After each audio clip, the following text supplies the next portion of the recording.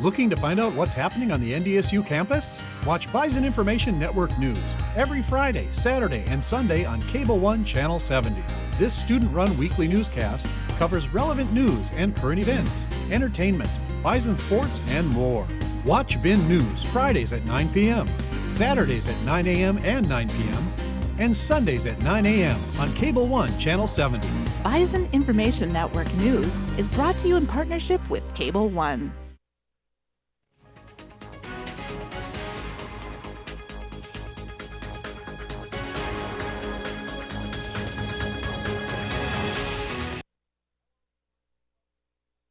Of X's and O's. I'm Jay Lennander. And I'm Eric Bunnell. And we've got a whole bunch to talk about today, all about football and basketball. We're in football and basketball season, and we're going to be talking about everything football and basketball. Starting off with football, we'll be covering the NDSU football team as always. And Eric, you know, this Saturday, more of the same. It's becoming a broken record, and if you've been watching X's and O's pretty regularly, you'll know that we've kind of been going on these train tracks for a little while now. NDSU, another huge win, looking great, and on the road again. Some people are saying, oh, this could be a close game with Missouri State. Didn't turn out to be that way. And what did you see NDSU do this week? I mean, this week I just saw them. I know, like, right away they had to go into the win, but they just did what they did. They ran the ball right down Missouri State's throats, basically, and then Adam Cofield got it going in the second half. Easton Stick had 5 touchdowns. I believe he had 9 incompletions or somewhere along that line. So I feel he had a good game, showing why should be the FCS Player of the Year. But yeah, NDSU, you said it right on, hit the nail right on the head. It's a broken record. We keep talking about it, and we don't have much else to say. Yeah, honestly, I mean, Easton Stick looked really good. The whole team looked really good. When you win by that kind of margin of victory, it's hard to say that, oh, the team didn't look good. Special teams had a huge play going into the win, kicking it up in the air and recovering that, giving the offense a short field. So, I mean, Kleiman said it best at the end of the game. Our special teams played well, our offense played well, our defense played really well. They had to create their own energy this week, and that's what they did. And I think a big takeaway from this is that early on in the season in games, specifically we can talk about North Alabama, and they won by a large margin in that game as well, but it wasn't the same kind of quality win. I think this team has really evolved over the course of the year in that they're still getting these big wins, but now it looks more clean. Like, compared to the North Alabama game, there were definitely some mistakes, there were some drop-offs in the offense, but now, as this year has continued to go on, the chemistry is really there now, and it just makes this team even more scary. They're really on top of their game. I feel like that team is just starting to climb up the peak like they have been. Like, you mentioned North Alabama, then they played another non-conference game at the Dome, and I can't remember. Delaware. Delaware, yep. And then they played South Dakota State, and then ever since that game, you've just kind of seen this team take that slow, steady climb, and they haven't hit their peak yet. Mm-hmm. But when they do hit their peak for that, I think it's going to come in the playoffs after the first round. I think it's going to come in the second round, or the quarterfinals for them as be the third round, technically in the FCS playoffs. When that team hits its peak, that team's going to be scary good. Yeah, and it's hard to imagine anyone coming even close to them at this point. Like, they don't, I think what I'm trying to get at is they don't need to hit their peak. No. This team is as is, and as they've been playing throughout the year, have been adequate enough to really just dismantle every team they face. They've had a couple games that got close in terms of score, the South Dakota State game and the Youngstown State game. Illinois State, too. It was and Illinois State, yep. 28-14 in the fourth. Mm-hmm. There have been close games, but it's rare. I think the only game where it's like you get a little nervous would be South Dakota State, because they were down. It was getting late in the game, but then the perseverance kicks in and they come away with a very important victory against their rivals. And once again, we're getting to just the point where it's hard to go over this again and again and again, because we've said it before and we'll say it again, this team does not look like it's going to lose a game this year. You can knock all wood you want, but at least in terms of the regular season, they've got Southern Illinois coming up in the Fargo Dome on Saturday. It's senior day, and I don't see the Bison losing on Senior Day. Not a chance. Yeah, exactly. And so at least going into the playoffs, this team should be undefeated. That hasn't been the case every year. They have lost some games during the regular season. Going in undefeated, they have barely looked like anyone's been able to land a scratch on them. Like we said, there's been a couple of games here and there. But this team looks so dangerous. And it's almost a moot point to say they're good, to say the players that are doing well, because everyone's doing well. It's a team with few weaknesses and just few opponents that really look like they can match up against them. And I guess my question to you would be, out of everything you've seen, because we've had a pretty good sample size at this point, what would you say the biggest weakness is for this Bison team? I know it's a hard question. That's a very tough question. What do you think? You're putting me on the spot here. Yeah. I've got somewhat of an answer as well. I mean, I feel like early on in the year you could say the offensive line, because they weren't able to run the ball. Like the ground attack wasn't there, and they were kind of relying on Stick's arm. But now that's back up to point. You could almost say special teams, but you can say special teams about any team in college football. Like that's the worst. Yeah. I don't know. I don't see a weak. I mean, I'm going to go with special teams just because you never know when you're going to have a good game or a bad game. And Cam's been pretty consistent all the year, but he's missed some easy kicks. Yeah. Honestly, I was going to say the secondary because specifically the cornerbacks, because they've had some injuries. They've had some people step up in those positions. But I mean, yeah, I guess special teams would have to be the most volatile thing just because you never know what's going to happen. And when games start to get close and you get these tough games, that's where it really starts to matter. Special teams is all luck. Is how it is. It's all luck. You get one guy to over pursue, and next thing you know, you see somebody rushing down the field. But, yeah, I mean,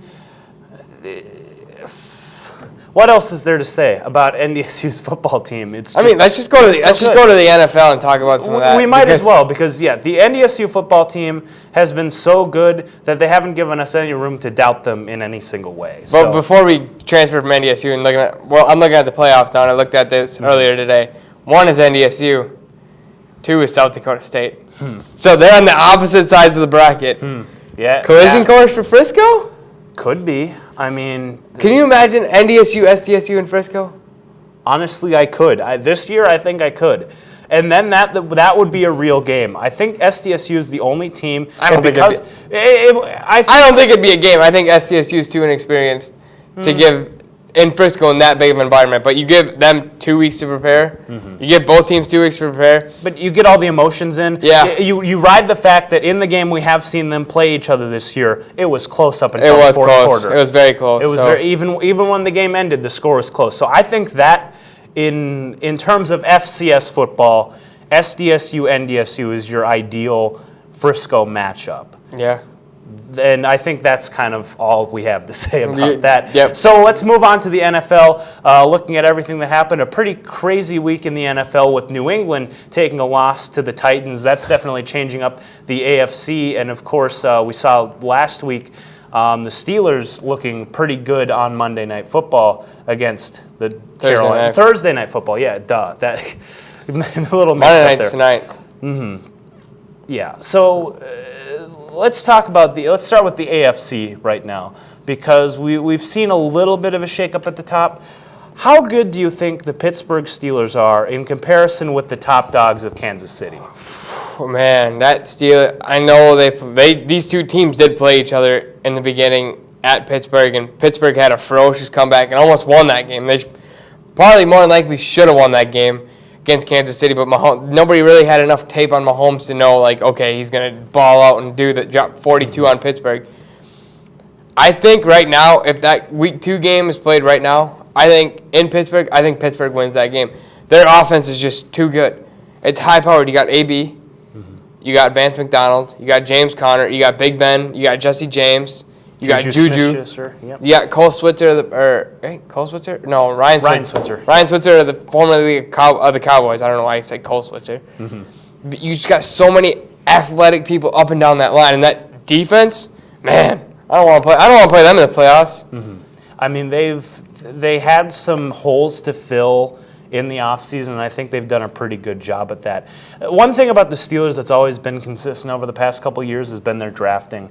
Especially Juju Smith-Schuster. You didn't have a lot of people very excited about him coming out of the draft. He was at best projected as a low first-rounder, but you see them pick him up, and he's been as good of a weapon as they have on that team. He has been, and that's the scary part is you could shut down Antonio Brown, but Juju could have a good game.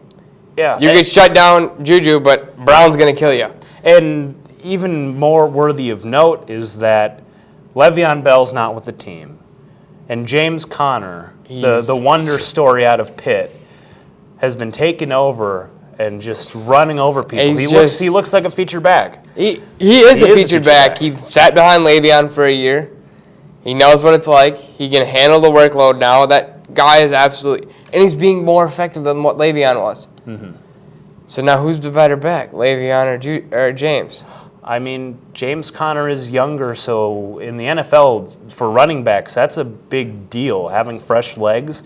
Le'Veon Bell, I don't think he's going to get the kind of money he's looking for anywhere he goes. No, I don't. Especially after this whole holdout situation. Yes, it's part of the NFL rule system that it's like, okay, the franchise tag, not a lot you can do about that. But the way he's handled it has been less than ideal for teams looking at him. And this is sort of...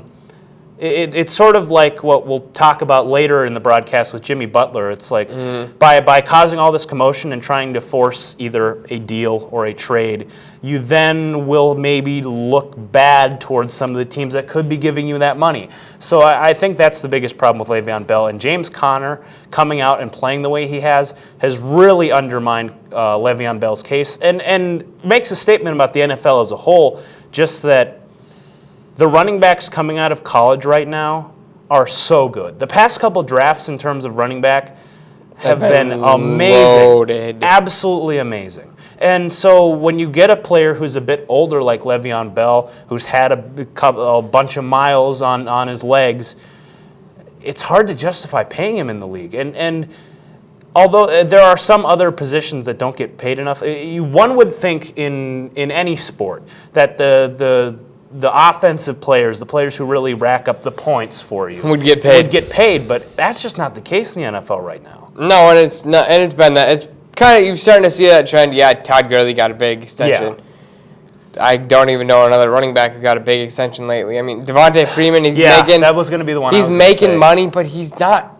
He's not the Devontae Freeman of old. Mm-hmm. I mean, you're seeing all these rookie running backs, Saquon, Darius Geis, who tore his ACL for the Redskins this year. Mm-hmm. He was going to be the back in Washington. Mm-hmm. Sony Michel, Nick Chubb, who just carved up the Falcons defense yesterday, and we'll get into the NFC a little bit after the AFC.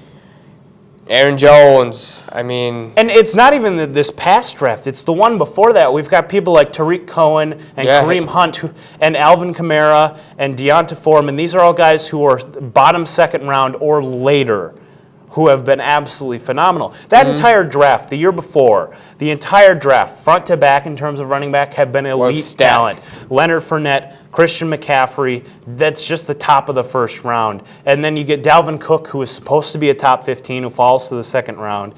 That whole draft is game-changing for the NFL. If you didn't take a running back in that draft, what were you thinking? Because there's so much talent that no matter where you took one, you couldn't lose. And that's one of the big changes we've seen.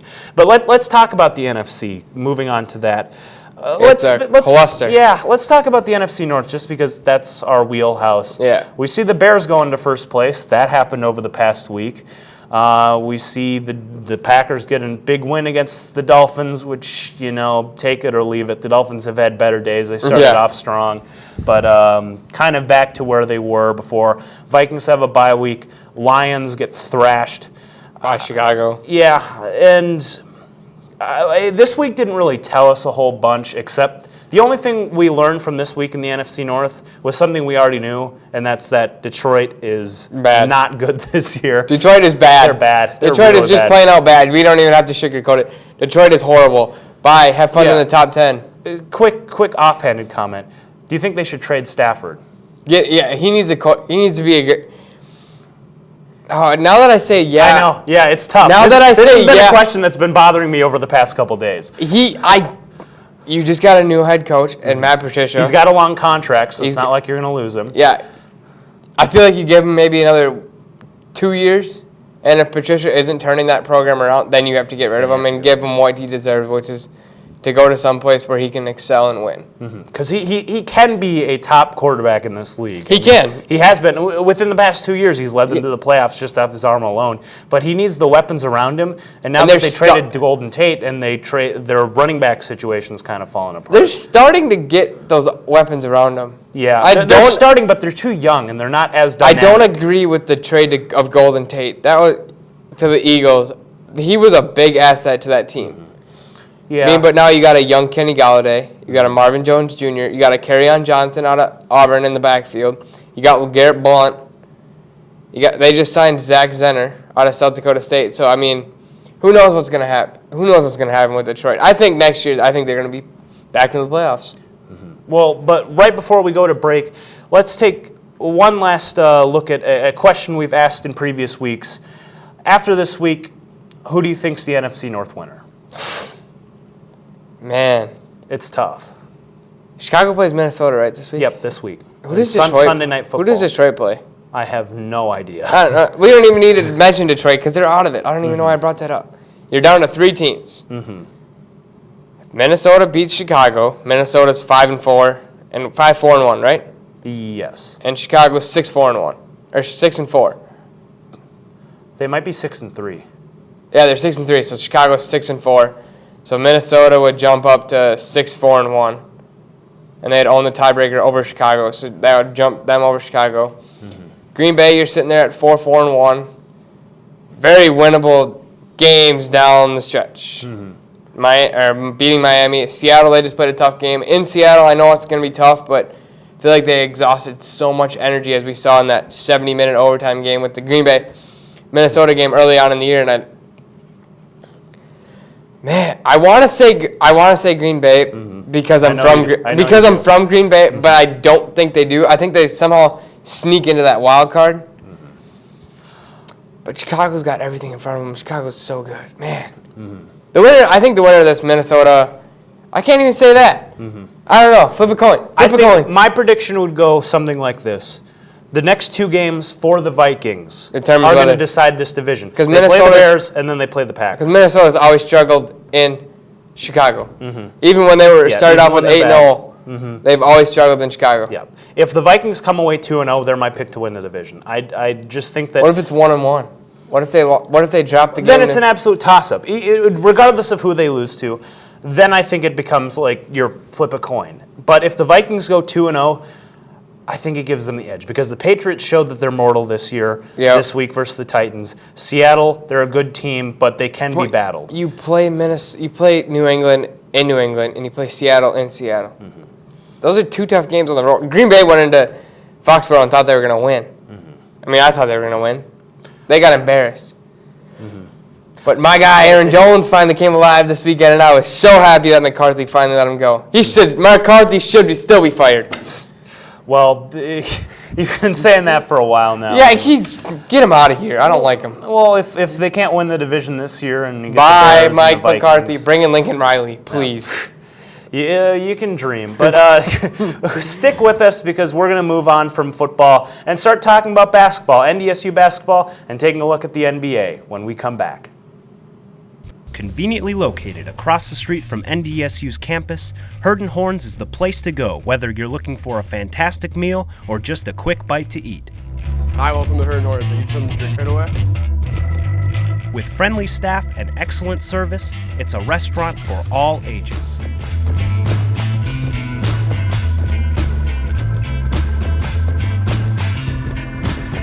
Herd & Horns, your home for great food and Bison sports.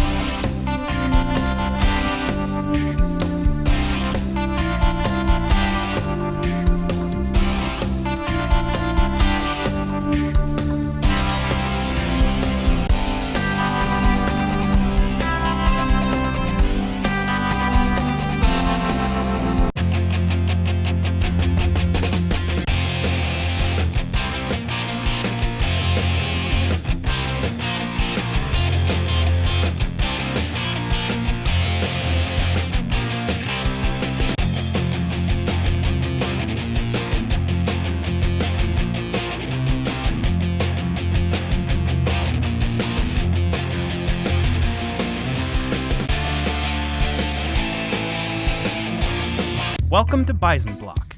If you are an NDSU student, you know it well. It's located right across the street from campus. How would you like to live in the same building as Starbucks, Jimmy John's, and Herd & Horns? Bison Block offers high-quality apartments at a very affordable price.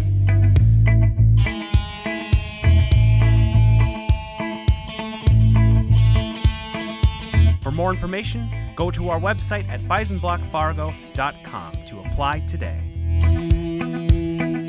Welcome back, everyone, and now we're going to be talking about NDSU basketball. So the NDSU basketball team, NDSU men's basketball team is now 2 games into the season, and we've seen them play 2 non-conference games against the UC Santa Barbara on Sunday, and then New Mexico State, I believe, on Tuesday. New Mexico State. And we saw 1 loss and 1 win. They're 1-1 at this point. And it's a little bit hard to judge exactly where they are, but this is definitely a different team than what we saw last year. It is, and it's different because of the fact that they have more guards on the team. They have the big guys can get out and run. Dangu can get out and run. I feel like they're going to have they have so many weapons on the floor that it's who's going to score, who's going to lead the team in scoring on one day. I mean, that Jordan Horn transferred from Siena. I mean, he's going to pay dividends because he played in those big games against bigger teams like Memphis and all those guys and all like the bigger conferences and even like the group of 5 conferences. He played those tough games, so I feel like he's going to do some good. And just a lot of transfers, a lot of young guys. I know the team is young, but they do have some veteran leaders on the court that's going to help them win. And I think they're going to get 20 wins this year. Yeah, I think they definitely look better than they did last year. And I was at the game Sunday, obviously, for Bison Information Network. Catch the highlights on Thursday. Yep, you can catch the highlights on our Thursday newscast. And this team, it's a very different feel. It's the same offense that Coach Richmond has run for a while. But I kind of like it with the guys they've got now. Because they've got guys who can shoot better. They're very aggressive. There's a lot more passing this year in the offense, which there's always been passing around the perimeter. That's just kind of how the offense goes. But they've got some explosive guys who can really cut. They've got more guys who can shoot now that are in the active rotation. It's not just going to A.J. Jacobson or going to Paul Miller and they'll just chuck it up once the clock expires. Yeah. They've got some aggressive players who are really driving towards the basket. And I mean, Tyson Ward and Dengu are going to be the leaders of this team, at least in terms of explosiveness.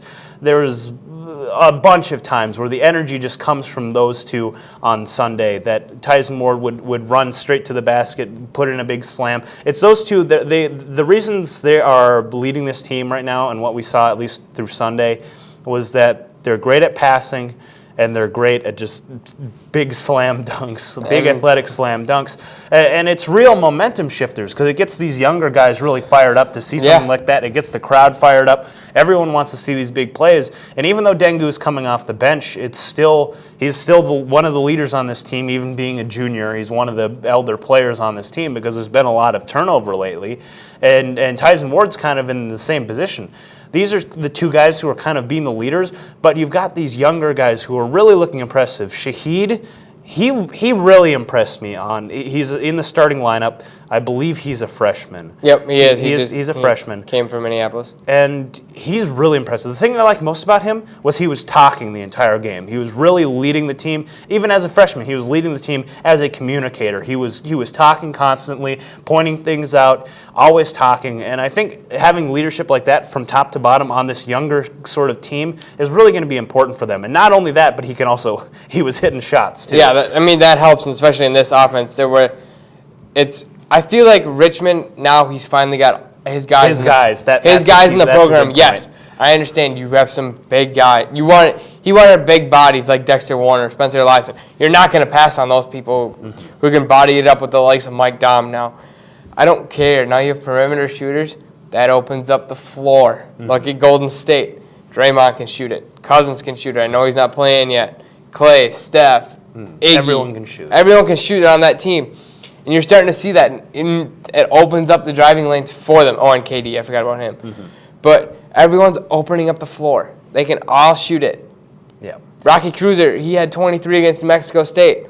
The thing that impressed me the most about this one, I know they're 1-1, but was Tuesday. I didn't get a chance to watch the game. I just read the post-game recap.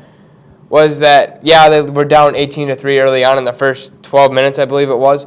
But then they played them to a 1-point game after that. They weren't able to get closer, but that's a tournament team. That's an NCAA tournament team, and you played them to 18 points, a team that probably should have beat you by more, but you played them that close. Yep. And this team is young. They're here. By the time they hit March, they're going to be here. I feel like they're going to be higher up. And I think that point about Richmond having his guys is very important. I really do think that's what we're seeing now, is that there are players now that are being plugged and placed into this lineup that it just works with his offense. It does. One of my biggest complaints about this team has been that their offense was just them passing the ball until the shot clock ran out, and then they just chuck up a shot with Jacobson or Miller. Now it's not like that. The way this offense works now is anyone's kind of dangerous. You don't know who's going to end up shooting the ball, who's going to end up driving. And I really think their offense is better off for it. It's really been impressive for me so far. It's very impressive, and I feel like, and after this we'll transition into the women's hoops, which I know we haven't, very small sample size yet again, but I feel like last year they just relied on Miller and Jacobson way too much. They burnt them out. Now you got everybody, Samuelson, Ward, Goo can shoot the three, Cruiser, Shaid, Cook, Horn, anybody. Yeah. They're just going to be able to light it up from three. I think the biggest weakness of this team so far is, as we were talking about, their lack of big men. They're going to get beat on the inside very, very consistently. That was the one place where UC Santa Barbara really attacked them, was they were able to get people down low, especially when you don't have Dengu on the court. You're going to be getting beat down in the middle. But beyond that, I think if they can sort of figure out how to defend it against that in other ways other than just having the big bodies to defend it, this team's going to look pretty good. I mean, Mike Dom, I feel like the only big man is going to give him trouble is Mike Dom. And I feel like this team can either take the Summit League crown, or they're going to be in second. It's going to be right down there between NDSU and SDSU, but I don't know how good South Dakota is going to be coming down the stretch, or Denver. I know they got a big guy down there. So, Well, let's quickly talk about the NDSU women's team. Obviously, once again, as you said, a small sample size, but we saw Sarah Jacobson out for the year with medical concerns, going to be taking a redshirt year, which helps with the experience sort of just down the line for this team. But what do you think this team's going to look like now that Jacobson, sort of the leader, sort of the young starter, is now out of the lineup? I feel like, and this is just me talking here, I feel like it's going to benefit them. They don't have very many seniors on the roster. So it's not like they're taking a massive overhaul of next year. They have a few, but with her coming back and these younger players getting experience, I feel like it's going to benefit them in the long run. Yeah. I know you lose that voice in the court. You lose the point guard. Guy Sladova is going to take over. Fernandez is going to take over. Dietz is going to come in. She had a big game on Sunday. But I feel like the biggest thing that helped them this year was the loss in the exhibition game against Minnesota Duluth. They shouldn't have lost that game. They should have won. Very handily, they should have won. But it's a loss. You learn from it. You move on. You learn what your mistakes are. Yes, they got beat by Creighton on Friday. It happens. They're a tournament team. They're a second-round tournament team. You beat New Hampshire. You sealed the deal with free throws. I feel like they're going to be, I think they had 7 wins last year, 7 to 9. I feel like they're going to get double digits. I feel like they're going to get double digits this year. I think they get 13 or 14. Yeah, I think that is a pretty accurate prediction. And I would agree with your assessment on Jacobson, is that they've got a lot of players who were sort of in that class. They brought in a lot of freshmen who all got pretty good playing time early on with Tyra Spencer and whatnot. And I think having a player who's going to be a little bit older moving forward is definitely going to benefit them. And now let's move forward to the NBA. As we all know, the big trade that happened on the weekend, Jimmy Butler is finally gone from the Minnesota Timberwolves. Jay and I talked about it, I believe, for the past 2 weeks on what his saga is. Jay, what do you think the Timberwolves, how do you assess the trade that the Timberwolves got? Did they screw it up by not taking the 4 first-round picks from Houston? No, not that trade. I think the big debate would be, should they have passed on Josh Richardson when they asked for more, and then, of course, the Heat negated that trade. I think that will always be the sort of counterbalance to this, not the 4 first-round picks. Because those, yes, that's a good asset to have, but it's not I think the one thing that Glenn Taylor, the owner, and Coach Tom Thibodeau can agree on is that they don't want to have to push their winning sort of margin back any further. They've got their young talent in Wiggins and Towns, and I mean more now with Saric. And yes, first-round picks help even at the bottom of the first round, especially as players get better and draft classes get better. But having players who are actually going to be able to help your team, that's what they want right now. They want players who can actually play and veterans that can actually help play ball with Karl Anthony Towns and with Andrew Wiggins as they develop in this crucial period of their development. Now, actually looking at the trade, looking at what they did get, not looking at Josh Richardson, who is a good player. But the one thing that really stood out to me when I was watching this team, when I was looking at this trade, was that we got Dario Saric in the deal. That shocks me. I didn't think we'd get anything close to that. Because argue with you will the difference between Josh Richardson and Dario Saric. They're similar ages and whatnot, but very different skill sets.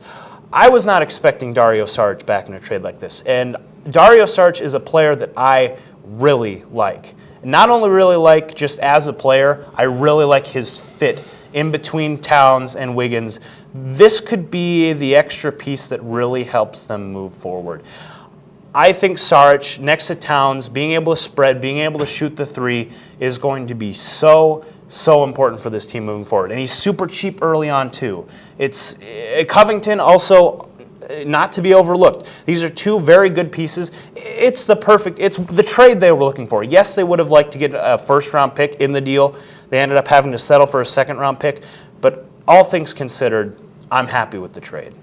So before we go, let's just take a look at the division now, East and the West.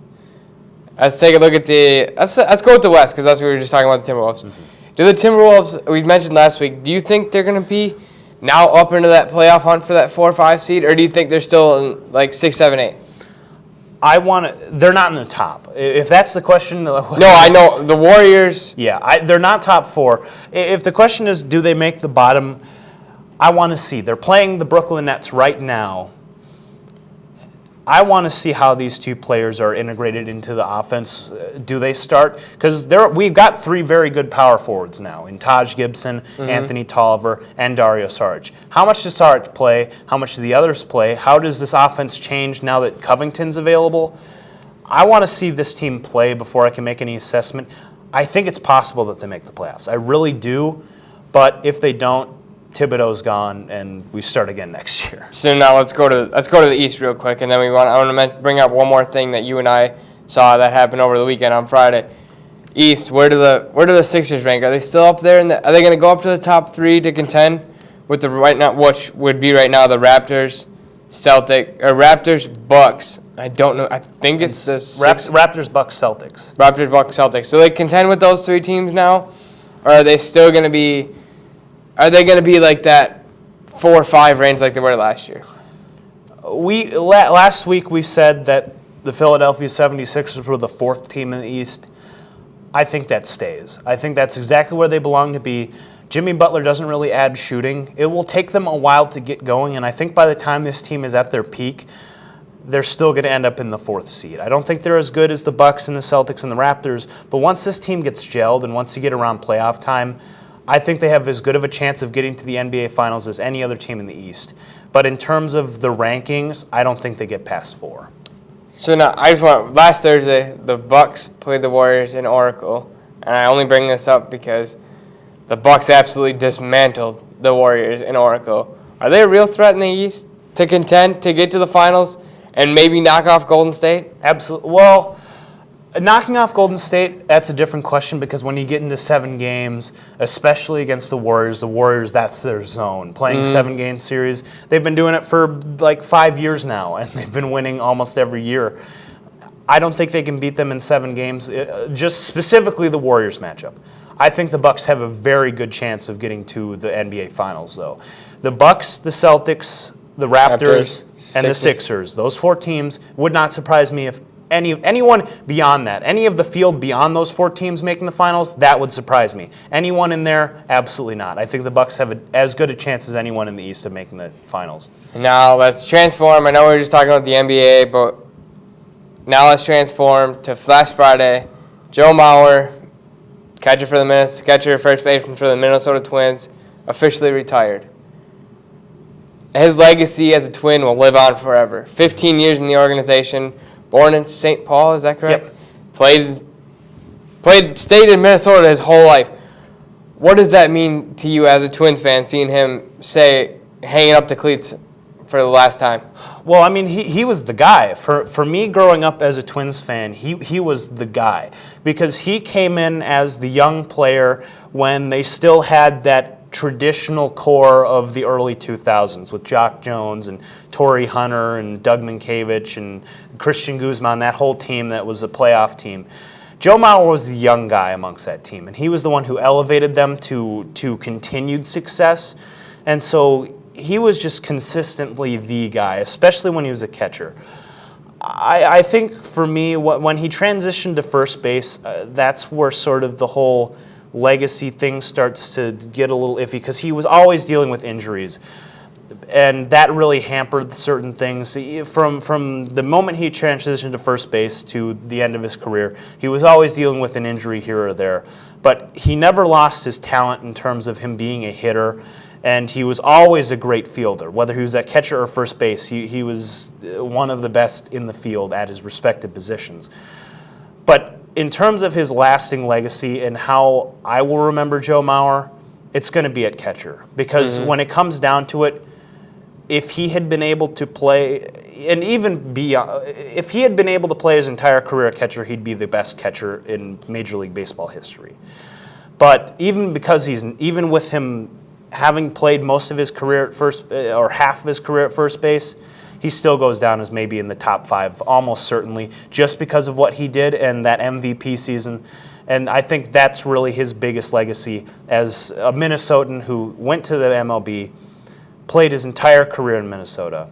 That's really where his legacy lies. I know, watching him, being a Brewer fan and everything like that, watching him just always destroy the Brewers, no matter what. The Twins could be absolutely having like the worst year in Major League history. Which they did a couple times. Which they did, as you just pointed out. But Joe Mauer, no matter what, he would always tear apart the Brewers, and I don't know why. It was just like, I just feel like he had something against them that he would just be like, nope, I'm going to go out here and I'm going to have like a 3 RBI game with a home run and a double and go 4 for 4. And one more note before we go. One of the most unbelievable things for me in terms of Joe Mauer is the fact that he played through that entire massive contract. When he first signed that contract, he was like, oh, it's going to be like 7 years or whatnot. And I was still in middle school at that time. That felt like forever. And sort of them talking about how he played through his final year of that contract and it was all over, that almost hit me as hard in terms of my age. I still can't. I can't believe it's going to be weird when I go to a Twins game.